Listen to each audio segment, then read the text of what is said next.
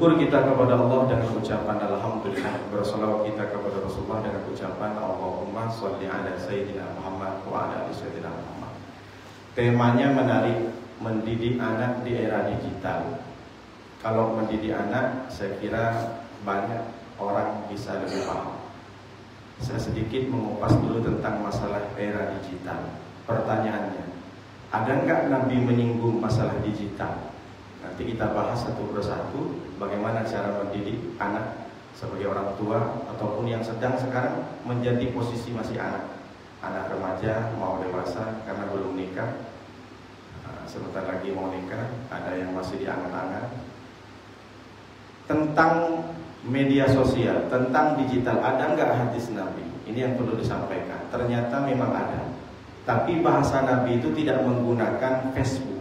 Nabi tidak pernah menyampaikan bahasanya Instagram, Twitter, kalau dulu Twitter, kalau sekarang X. Ada lagi yang dari Meta itu namanya Threads. Hadis ini datang dari Ibnu Mas'ud, Abdullah Ibnu Mas'ud, orangnya kecil, dari saking kecilnya sering diejek sama sahabat. Tapi Nabi sempat marah ketika Ibnu Mas'ud naik ke pohon karena beliau itu kakinya kurus. Apa itu biasa? Kalau jalan pincang, jadi dia saking kurusnya apa namanya? Kakinya itu kurus sebelah. Jadi kalau jalan itu pincang. Kemudian orangnya posturnya kecil, naik ke pohon nampak betisnya itu. Jadi sahabat yang lain itu ketawa. Maka Nabi mengatakan ini lebih berat asqalu fil mizan. Kaki Ibnu Mas'ud yang kalian pandang kecil itu lebih berat daripada gunung Uhud nanti di mizan di akhirat. Seketika itu sahabat semuanya terdiam. Ini mana kita tidak boleh memandang orang itu fisik. Belum tentu kita yang gagah, yang kaya, yang ganteng, kemudian kita yang masuk duluan ke surga. Belum tentu. Boleh jadi kita ada nengok orang di jalanan nampak lusuh, bahkan kita mungkin nampak preman bertato, terus kemudian kita yang sudah beramal, nampaknya saya duluan nih yang masuk surga. Dia berdosa, belum tentu. Maghrib dia tobat, Isya meninggal, alhamdulillah dia mati dalam keadaan husnul khotimah. Maka tidak boleh kita underestimate kepada orang yang hari ini mungkin tak nampak seperti orang yang beramal. Jadi apa kata Ibnu Mas'ud menceritakan bahwa Nabi pernah mengatakan inna baina yaday saati, sesungguhnya di antara tanda hari kiamat, pertama itu wafsud tijarah hatta tu'inul mar'atu zawjaha 'ala tijarati. Salah satu tanda hari kiamat tersebarnya bisnis. Dari saking bisnis itu tersebar, perempuan membantu laki-lakinya untuk berbisnis. Yang kedua, qat'ul arham, memutus silaturahmi. Dan yang ketiga adalah syahadatuz zur, memberikan kesaksian palsu baik di pengadilan ataupun di Mahkamah Agung ataupun di Mahkamah Konstitusi, memberikan saksi palsu. Wa kitmanu syahadatul haqqi, dan menyimpan persaksian yang benar. Dia tahu kalau ini benar orang ini, tapi tetap disalahkan, akhirnya salah tangkap. Macam Peggy Setiawan, Vina sebelum 7 hari menikah, tahu kan so? Ditangkap Peggy Setiawan rupanya salah, di pra-peradilan menang. Lalu yang terakhir zuhurul qalam, ini yang dimaksud. Salah satu tanda hari kiamat itu adalah nampaknya, tampilnya pena. Maksudnya gimana Pak Ustadz? Nabi bahasanya tidak menggunakan. Salah satu tanda hari kiamat itu adanya Facebook. Salah satu tanda hari kiamat itu adanya HP Android, iPhone, Samsung, dan sebagainya. Salah satu tanda hari kiamat itu adalah adanya WhatsApp. Dari saking banyaknya WhatsApp, banyaknya grup, berapa banyak orang tidak silaturahmi, tak teguran sama tetangga, tak teguran sama kawan, tak teguran dengan teman sekantor, hanya gara-gara tersinggung di grup WhatsApp. Sekarang ini kan zamannya sudah berubah, termasuk anak dengan orang tua. Jangankan teman sekitar, banyak orang tidak teguran, marah dia, bermusuhan 3 hari tak tegur, hanya baper di WhatsApp, hanya karena tersinggung di status WA. Ditanya sama suaminya, adik, kenapa kok nggak teguran sama tetangga? Tengoklah bang, setiap hari tetangga asik nak bikin status, sakit hati loh. Hanya gara-gara status WA, hanya gara-gara status Facebook, hanya gara-gara status di Instagram, kita sakit hati.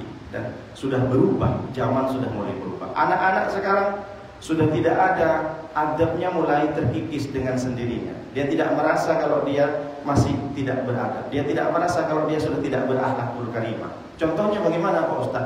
Orang tuanya nanya, kalau Jawa tole, kalau Medan itu ucok. Misalkan ucok, kalau kampung saya kacau, karena kebetulan saya orang Madura.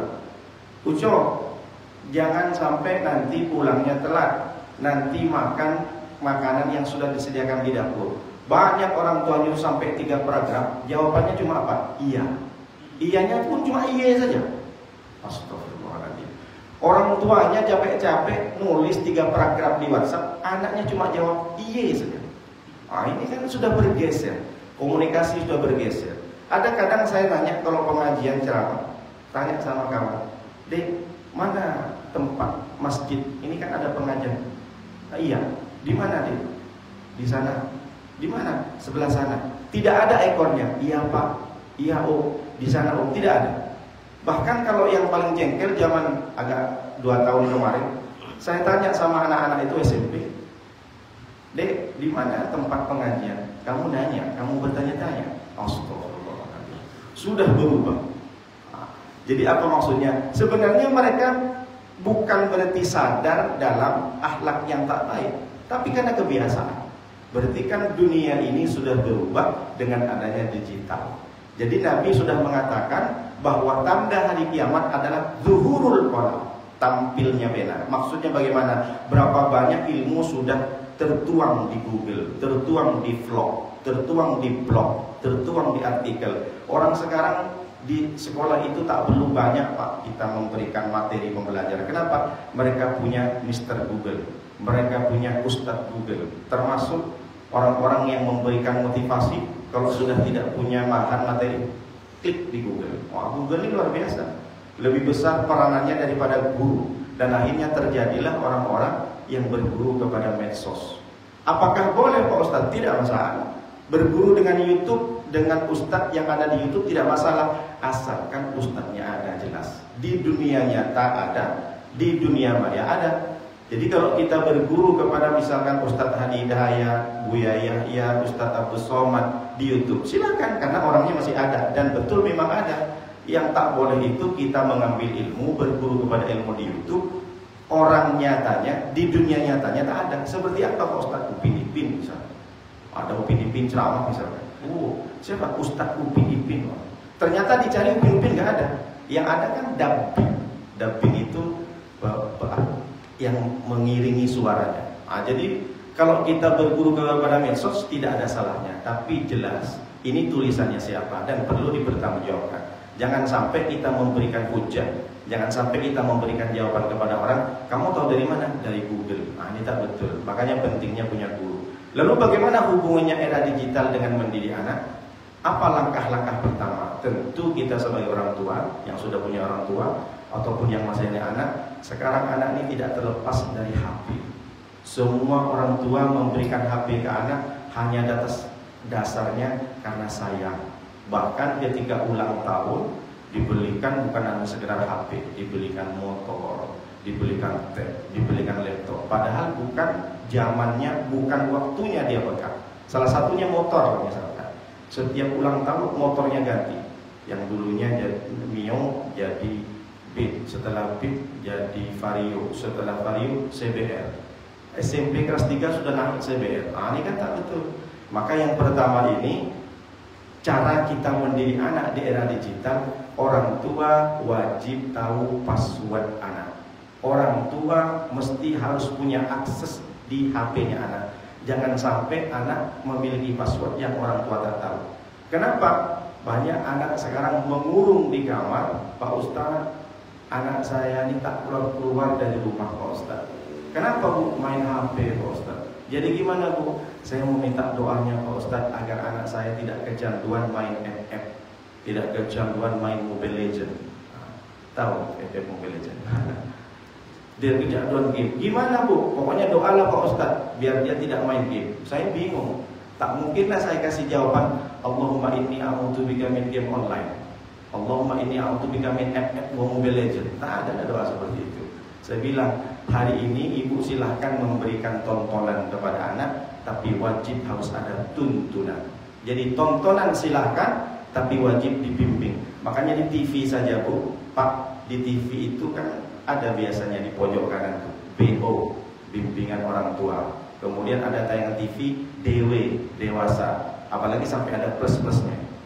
Plus-plus, berarti 18 plus itu tak boleh anak itu nonton. Makanya kalau kita pengen mendidik anak yang pertama, kita mesti harus tahu passwordnya. Yang kedua, jangan sampai ketika anak punya sudah kamar sendiri. Dari saking sayangnya seorang tua, kaya dia, banyak duit, anaknya dipersiapkan di dalam satu kamar, kamarnya dilengkapi dengan fasilitas. Ada wifi khusus kepada anaknya, ada TV, ada AC, ada tape recorder, bukan tape recorder, music live di situ. Kemudian HP-nya 2, pakai laptop, satu kamar dia sendiri yang menguasai. Dari saking dimanjanya sama orang tua, dibikinlah pintu itu don't enter, no entry, dilarang masuk. If you knock the door, if you will enter this room, knock the door firstly. Nah, ini bahasa kampung saya. Kalau bapak masuk kamar saya, harus ketok pintu dulu. Bayangkan coba, seorang anak dikasih fasilitas satu kamar, karena dia sudah merasa menguasai dengan kamarnya, orang tua pun masuk ke kamarnya harus ketok pintu dulu. Bagaimana coba? Gimana gak usah? Dan itu terjadi, mohon maaf, di Batam ada anak meninggal karena main game online 2 hari 2 malam tak selesai. Nah, itu luar biasa kan? Berarti dunia ini kan sudah bergeser. Tapi dengan bangganya orang tua memberikan hadiah HP, memberikan hadiah motor. Apa? Saya sayang Pak Ustaz, biarkanlah dia senang Pak Ustaz. Dulu saya itu melas Pak Ustaz, dulu saya itu sama orang tua, jangankan HP, jangan motor, uang terbatas. Saya nggak pengen anak saya melas seperti saya Pak Ustaz. Ini yang salah. Mestinya kita memberikan kepada anak itu yang dibutuhkan, bukan yang diinginkan. Anak di umur SMP yang dibutuhkan kan buku, pena, bimbingan orang tua. Tapi ini tidak dikasih yang diinginkan. Anaknya kalau diminta keinginan kan banyak. Pengen ini, pengen ini. Pokoknya mak nanti ulang tahun depan aku ganti HP-nya. Ini udah jelek. Aku pengen iPhone. Kemarin aku pakai Realme, apalagi pakai Oppo. Kameranya kurang jelas mak. Aku pengen HP yang macam Ustaz. Misalkan begitu. Ini tak betul. Maka kita memberikan ke anak itu bukan yang diinginkan, tapi yang dibutuhkan. Yang ketiga, bagaimana cara mendidik anak di era digital? Gunakan, tentukan sekolahnya yang memang sekolah kurikulumnya 80% atau minimal 70% yang ada kurikulum agama. Masukkan ke tempat di mana anak bisa diarahkan ke agama. Masukkan ke pendidikan di mana pendidikan ini mengarahkan ke akhlakul karimah, ke yang punya adab. Banyak orang tua doa kepada Allah, ya Allah, mudah-mudahan anak saya berakhlak. Ya Allah, mudah-mudahan anak saya punya adab. Ya Allah, mudah-mudahan anak saya rajin sholat. Ya Allah, mudah-mudahan anak saya ngaji Al-Quran dengan rajin.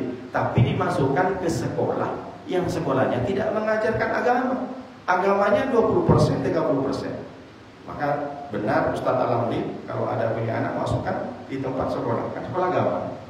Nah, jadi banyak orang tua sekarang minta sama Allah anaknya pengen hafal surat-surat, tapi di sekolah-sekolah umum berbondong-bondong orang-orang menyekolahkan anak di tempat sekolah umum sampai berantem hanya gara-gara zonasi. Nah, ini yang tak betul. Alhamdulillah sahabat kami Pak Tambas bukan cuma disekolahkan, di boarding di Udin Al-Bab. Masih Pak? Udah lulus?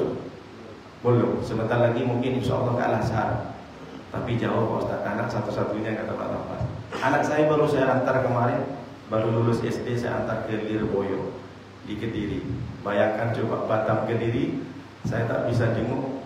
Kalau yang lain masih bisa jenguk sebulan 2 bulan. Ini saya harus 1 tahun. 3 hari kemarin, padahal tak boleh nelpon, tapi udah tak tahan dengan kerinduannya. Nelpon ke saya. Yang ada, saya kira dia tidak kerasan dengan tempatnya. Saya kira ada yang ganggu. Hanya satu, saya kangen Abi. Jadi dulu saya sering diantar untuk beli makanan, tapi sekarang harus beli sendiri. Umur 12 tahun, saya taruh di situ, harus ngurus sendiri, meskipun ada laundry tak boleh nyuci sendiri. Dan ini salah satu penting pendidikan anak. Jadi kalau ditanya kenapa orang tua harus mendidik anak, karena yang wajib orang tua.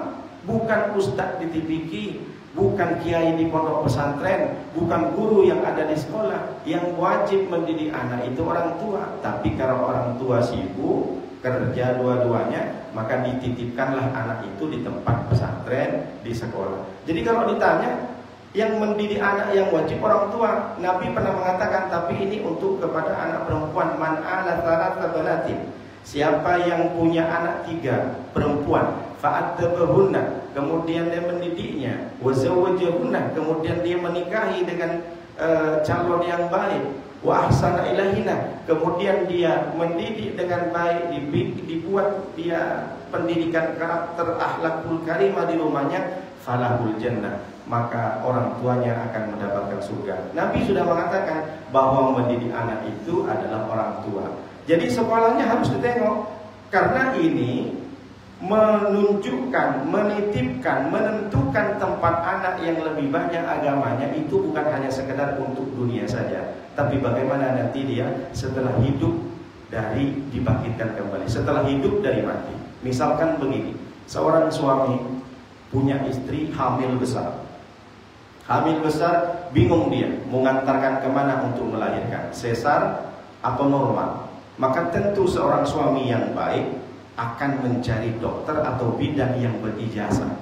Tidak mungkin dia rela istrinya yang hamil tua untuk dilakukan proses kelahiran, dicarilah bidan-bidan yang bodoh, dicarilah dokter-dokter yang bodoh. Pasti dia akan terima. Seorang suami tidak akan rela istrinya di proses kelahirannya diantar ke bidan yang tidak bersertifikat. Apalagi dukun beranak, sudah bukan zaman. Kalau dulu kan dukun beranak, kalau sekarang kan tidak laku dukun beranak. Orang sudah pintar semua. Berapa banyak suami-suami itu khawatir harus minum Prenagen, harus begini, harus apalagi anak pertama. Maka seorang suami saja tidak mungkin mempercayakan istrinya yang hamil tua ke tempat, ke bidan, ke dokter yang bodoh. Dia pasti cari dokter yang berkualitas. Dia cari bidan yang sudah terbiasa melahirkan anak. Dan ini kenapa suami tidak rela diantarkan istrinya ke tempat dokter yang tidak bersertifikat? Karena dia tahu ini urusan nyawa. Kalau sempat saya antarkan istri ke tempat bidan yang bodoh, maka bisa jadi ini khawatir istri saya mati, bayinya pun juga akan mati. Ini tentang masalah nyawa. Tapi mendidik anak bukan hanya sekedar tentang masalah nyawa, tapi bagaimana dia akhiratnya, bagaimana amal setelah dia meninggal. Kenapa? Karena kita ingin sebagai orang tua anak kita punya status walidin sholihin yad'ulahu.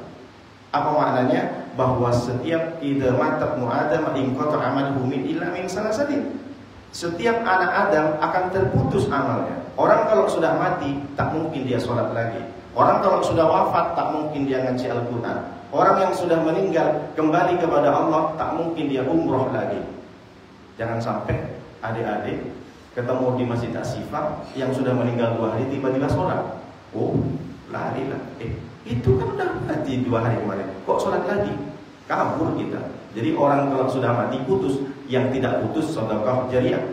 Bapak-bapak yang sudah menginfakkan hartanya, sedekah jariyah. Kemudian yang kedua, ilmu yuntafa'u bihi, ilmu yang bermanfaat yang disebarkan. Di hadis lain, ilmu nasyarahu wa 'allamahu, ilmu yang disebarkan, ilmu yang diajarkan dan disebarkan. Sebarkan seperti apa Pak Ustaz? Macam media sosial. Saya live streaming di Facebook, saya bikin di YouTube. Adik-adik kalau mau tengok di YouTube ada Unsa Official, ada di TikTok Nuruddin Zaini, isinya ceramah. Ada di Instagram juga Nuruddin Zaini Official. Yang nonton kemarin sudah 2.800.000 viewer, ada 2.800.000. Di TikTok saya bikin dulu videonya Free Palestine, bikin membahas tentang Palestina, yang nonton 3.600.000 viewers, 3.600.000. Adik-adik yang punya HP boleh tengok TikToknya Nuruddin Zaini. Jadi ini termasuk amal, karena saya tak bisa bikin kitab, saya tak bisa bikin buku, maka saya ingin amal saya mengalir, saya buat akun Instagram. Nah ini contoh salah satunya.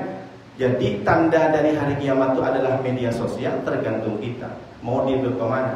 Jadi Facebook, Instagram, YouTube, semuanya, WhatsApp itu akan bisa memudaratkan kita dan juga bisa memanfaatkan, tergantung kita. Jadi media sosial ini macam pisau. Pisau ini kalau kita potong untuk potong kentang, potong wortel, dibuat sop, dikasih ke tetangga, berpahala. Tapi kalau pisau di dapur untuk menusuk orang, melukai orang, dia akan menjadi jalan wasilah kita menuju neraka. Sama dengan media sosial. Saya berpikir begini, nanti mungkin kalau sudah meninggal, malaikat mungkar nakir itu pertanyaannya bertambah. Kan awalnya marobukah, manabiyukah, makiblatukah, maimamukah. Mungkin ditambah karena kita semuanya punya akun. Ma Facebookah, ma YouTubekah, ma Instagramkah. Pasti ditanya. Kenapa Pak Ustaz? Summa latus aluna yauma idin anin naim. Maka semua yang dapat kau nikmat dari Allah ditanya. Baju 3 lemari ditanya, sorban sampai 10 ditanya, dibuat apa sorbanmu, dibuat apa jubahmu. Maka semakin banyak orang punya harta, semakin banyak hisabnya, semakin banyak pertanyaan. Semakin banyak dia kaplingnya, semakin banyak dia rumahnya, semakin banyak dia gajinya. Dapat dari mana kau gaji? Gaji kau dapat dari mana? Buat apa? Dapat dari mana kau kapling? Dapat dari mana kos-kosan? Dari mana kau mobil banyak-banyak? Ditanya sama Allah. Summa latus alunna yauma idin anin naim. Maka semua akan ditanya oleh Allah yauma idin, di hari kiamat, anin naim, dari nikmat yang kau dapatkan. Jadi jangan dikira nanti yang ditanya cuma marobbuka manabiyuka, tak. Semua akan dihisab. Semakin banyak harta kita, semakin lama hisab kita. Makanya jangan terlalu kaya. Tapi kalau kayanya Pak Ustaz bikin masjid, alhamdulillah. Kekayaannya dibikin untuk mengumrohkan orang, alhamdulillah. Kekayaannya kita untuk memberikan fakir miskin, masya Allah, tabarakallah. Jadi ini kita penting. Yang ketiga ini adalah mendidik anak, tempatkan di mana sekolahnya. Jadi kalau seperti tadi, suami yang mengantarkan istrinya ke tempat bidan yang berkualifikasi, yang bersertifikat, maka dia akan menyelamatkan nyawanya. Tapi mendidik anak bukan hanya sekedar menyelamatkan dia di dunia, tapi menyelamatkan di akhirat. Kita sebagai orang tua jangan sampai tak pernah memberikan pelajaran meskipun satu kalimat. Seorang bapak terutama, bagaimana Luqman yang bukan nabi, tapi dari saking tingginya amalnya, beliau itu dicantumkan dalam satu surat. Bayangkan coba, Luqman bukan nabi, Luqman bukan tak terkenal, tapi dari saking tingginya amalnya Allah bikin surat, satu surat Luqman. Apa salah satu prestasi daripada Luqman di hadapan Allah? Dia mendidik anak laki-lakinya untuk tidak syirik, untuk beribadah. Di Luqman ayat 13. Bapak Ibu bisa tengok di situ bagaimana Luqman terus mendidik anaknya. Jangan dikira orang tua tidak punya peran penting seorang bapak. Jadi minimal kita pernah memberikan pelajaran. Ayat kursi, surat-surat pendek, doa-doa sebelum tidur, doa sebelum makan. Jangan sampai kita sudah besar, anak tak pernah diajarkan.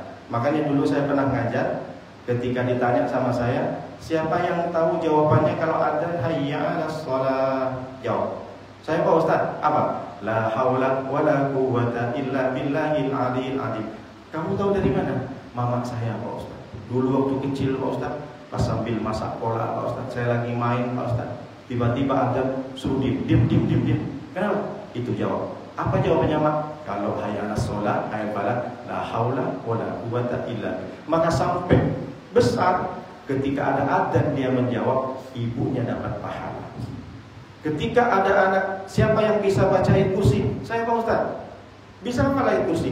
Umur 5 tahun sudah hafal ayat kursi. Ditanya sama saya, dari mana kau bisa hafal ayat kursi? Bisa kau nulis? Tak bisa Pak Ustaz. Ayat kursi itu dari mana? Enggak tahu Pak Ustaz. Yang penting saya hafal. Dari mana kamu tahu? Mama saya Pak Ustaz mengajarkan saya ayat kursi. Alhamdulillah. Maka seorang bapak coba flashback kembali, pulang ke rumah, saya sudah mengajarkan apa sama anak? Maka setiap nanti sudah besar, setiap anak itu membaca ayat kursi, orang tua dapat pahalanya. Jadi jangan sampai kita tak punya pendidikan. Jangan asik nak diantarkan ke guru TPQ, asik nak diantarkan ke pondok pesantren. Ketika anak tak tahu baca Quran, yang salah guru TPQ, yang salah guru ngaji. Saya tak capek-capek Pak Ustaz, bayar setiap bulan 100.000. Anak saya masih bodoh. Loh, orang tuanya ngapain? Jadi kalau nanti tak bisa anak ini mendapatkan menguasai pelajaran, jangan salahkan gurunya. Itu tanggung jawab orang tua. Diantar ke pondok, diantar ke tempat pendidikan, dia memasrahkan ke gurunya, diam saja, tinggal terima beres. Tidak, angkat tangannya.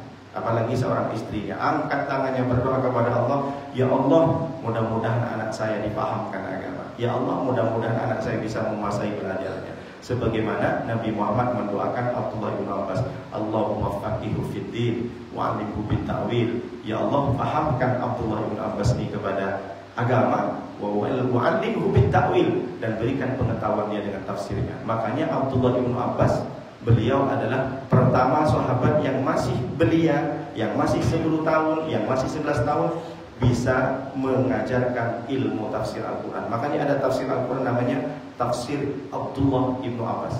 Karena beliau di umur 11 tahun beliau sudah menggelar kajian. Jadi Sayyidina Umar ketika Abdullah ibnu Abbas nikah ini memberikan tausiah, memberikan kajian, diberikan tempat duduk yang bagus. Jadi kata Sayyidina Umar, jangan lihat orangnya kecil, tapi orang yang berilmu itu kal kabir. Al-alimu kal kabir. Orang yang alim itu seperti orang yang besar, meskipun dia masih kecil. Jadi jangan anggap nanti kalau ada adik-adik ini yang hafal Quran dipersilahkan jadi imam meskipun kecil. Karena dalam ilmu fikih madzhab Syafi'i, salah satunya di kitab Minhajul Qawim, ada orang anak kecil belum sunat tapi hafal Quran, boleh, tapi hukumnya makruh. Artinya kalau kita tidak menemukan makmum yang bisa baca Quran, tapi ada satu Pak Ustadz laki-laki kecil masih Pak Ustadz, apalagi belum khitan Pak Ustadz, tapi hafal Quran, bagus bacanya, dipersilahkan jadi imam. Ini dan fikih juga mengatakan seperti itu madzhab Syafi'i, tapi hukumnya makruh. Kalau tidak ada sama sekali maka mubah saja. Kalau ada yang masih dipersilahkan yang anak-anak ini meskipun belum sunat. Jadi jangan dianggap karena dia kecil tapi dia alim, dia bisa paham agama, paham dengan fikih, paham dengan baca Al-Quran, dipersilahkan. Begitu juga Abdullah bin Abbas. Jadi kita harus tahu, jangan sampai kita itu memilah dan memilih tempat pendidikan yang tidak sesuai. Kita pengen anak kita hafal Quran, tapi tidak ditempatkan di tempat yang mengajar Al-Quran. Kita pengen anak kita berakhlakul karimah, tapi disekolahkan di tempat yang anaknya bandel semua. Kita pengen anak kita paham dengan sholat, paham dengan sholat-sholat pendek, paham dan rajin sholat-sholat sunnah, tapi kita tidak masukkan anak ke tempat yang tidak ada agamanya. Nah ini kan lucu. Ini yang ketiga. Lalu yang keempat, mendidik anak di era digital ini salah satunya perbaiki ibunya. Karena ibu ini yang lebih banyak sekarang, apalagi yang tak kerja, asik nak media sosial yang dilecek, Ustaz.